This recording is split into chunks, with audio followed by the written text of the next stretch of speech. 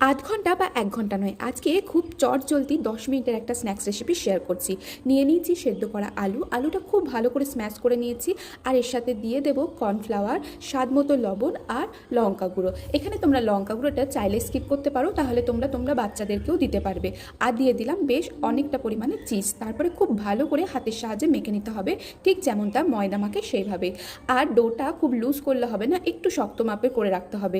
এরপরে আমি হাত দিয়ে প্রথমে একটা শেপ দিয়ে নিয়ে একটু ভাগ ভাগ করে নিয়ে তারপরে কেটেছিলাম, তাতে ভাগ করতে বা শেপ দিতে সুবিধা হবে। তারপরে আমি এখানে গোল গোল শেপ দিয়ে নিয়েছি। এদিকে কড়াইয়ে রিফাইন অয়েল গরম করতে দিয়ে অয়েলটা একেবারে গরম করে নিয়ে লো টু মিডিয়াম ফ্লেমে বলগুলো ভেজে নেব। ব্যাস ভালো করে এপাশ ওপাশ একটু কড়া কড়া ভেজে নিলেই রেডি হয়ে যাবে পটেটো চিজ বল। খেতে কিন্তু ভীষণ টেস্টি হয়েছিল, তাই তোমরাও একদম চটজলদি বানিয়ে ফেলো এই পটেটো চিজ বল। আর ভিডিওটি কেমন লাগলো অবশ্যই জানাতে ভুলো না। ভালো লাগলে অবশ্যই একটা লাইক কমেন্ট শেয়ার করে দিও আর চ্যানেলটাকে সাবস্ক্রাইব করে দিও। দেখা